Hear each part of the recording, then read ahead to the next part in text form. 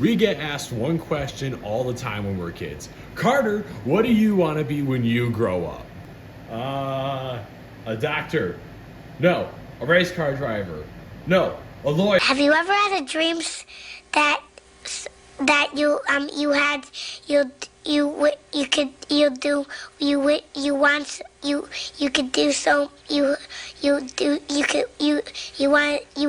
him to do you so much you could do anything? Which is great. But has anyone ever stopped to ask the question, who do you want to be when you grow up? We don't ask that question, that is, until it's too late. We're thousands of dollars into student debt, we are in a career that we hate, and frankly, we're just depressed beyond all measure because we aren't making an impact in the world like we wanted to when we were young. Why? Why? Why? Why, oh God? Okay, so the gap between childhood and existential crisis is pretty big. But think on it for a second. That is, if you dare to disrupt the potential entire course of your life, think on it. Who do you want to be? We'll explore that revolutionary question right now.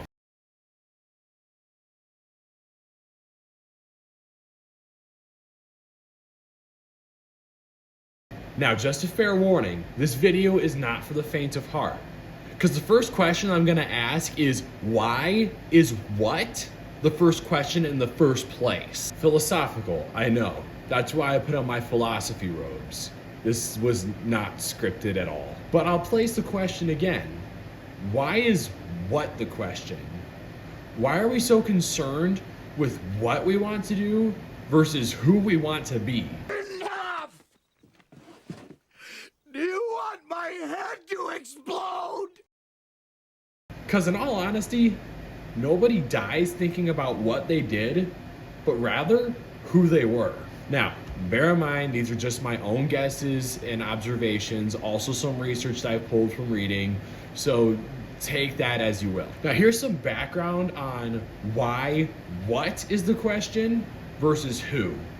In one of my previous videos, I did a book review on the book, The Psychology of Money by Morgan Housel. And it gave a pretty big background as to why we're in so much debt and why we chase things so much. And I think that's the area we need to explore to discover why the question is what versus who we want to be. Check out the video in the corner if you want some more background on that kind of stuff. But the long and short of it is, I believe that we think about what we want to be because of what we want physically, not who we want to be.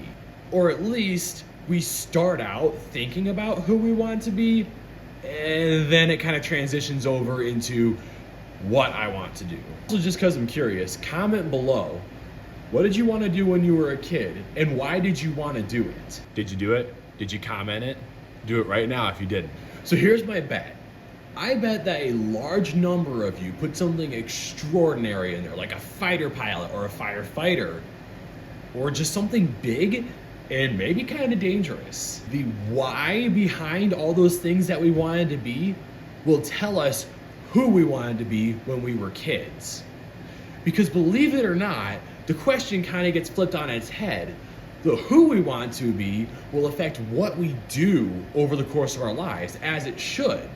Personally, I thought about being a scientist, in particular a chemist, when I was younger, because frankly, I grew up watching Jimmy Neutron. That was one of my favorite shows. Why am I still wearing this?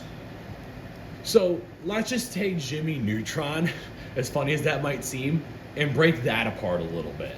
So we have genius, crazy adventures, and a skill set to match all that genius. And really, that hasn't changed much for me, except it's gone from Jimmy Neutron to being like Matt Pat from Game Theory. Which, by the way, Matt is so into it that when I typed in Game Theory for this script, it automatically made it uppercase to be a proper noun. Google loves you, dude. Now, Game Theory's adventures are not nearly as crazy as the adventures of Jimmy Neutron, but a lot of the things that Matt Pat portrays are things that I would like to see in myself. Funny, intelligent, and able to teach in a non-traditional fashion. Are you seeing a pattern here?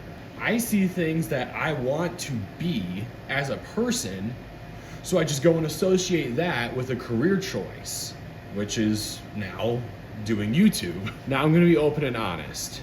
I have not made a dime on YouTube. In fact, I'm probably in the hole by a couple $1,000s at this point. And I'm waiting to be shipped out for the Air Force in November. Why? I'm living pretty well. And I could be monetized on YouTube by the time I get shipped out in November anyways. So why sign up for the Air Force at all? Which this question that I posed to myself could then translate to the rest of us. Why do we stop chasing who we want to be and then start chasing who we should be? Now, in my case with the Air Force, it is a little bit different. I've always loved working with computers, and I've gotten into a communication systems management apprenticeship. And I want to go have crazy adventures and see different places. I want to be resilient from doing basic training. I have all these traits that do line up pretty well with me, so the Air Force was a pretty natural way to go, and I can still do this stuff on my free time. But it's never just this or that. I didn't have to go into the Air Force unless I got drafted somehow, but I chose to do that. So why? I could have still learned computers and I still could have had a very successful YouTube channel. I still can, but why? Why did I go for the Air Force at all? And here's the thing that's held me back, and I think that holds all of us back. Fear. Fear. It stops us from being who we want to be and changes it into what. I'll be honest. Some of what I did with the Air Force and signing up does still involve some fear on my end. Albeit it does play a bit of a smaller role, but I still needed to feel some kind of security. And I say security, which is where the fear comes in. We have a fear of being insecure. Just think for another second. What would it be like if we were never insecure? Because this fear of insecurity is what keeps us from doing what we want to do and being who we want to be, and a lot of other stuff beyond that. Now, plenty of questions need to be raised here. Where does this insecurity stem from? How do we vanquish it? How do we determine who we want to be? What do we do to get there? I'll break each of these down pretty quick, and I'll likely do a more in-depth video on each of them a bit later on. First, where does our insecurity come from? And this is in regards to the course of our lives, just to be clear. So a lot of the insecurity in our lives regarding what direction we're supposed to go actually does come from a heavy dose of consumerism. I, again, have a deeper dive in a different video on consumerism, why we do what we do with money, and how we can make bigger changes to that. Again, I'll put it up in the corner. The long and short of it, our great-grandparents were in World War II. They came home from the war. To come home, you need a home to live in. They bought homes on low-interest loans. They wanted stuff for those homes. They bought all that on loans too. Our parents, if you're my age, saw all that happening. They now borrow to keep up with the Jameses, except they can't afford to. We thought it would be even more okay to be in debt. It isn't. We're now stressed out because we're making payments to everybody except ourselves. Bam! Insecurity.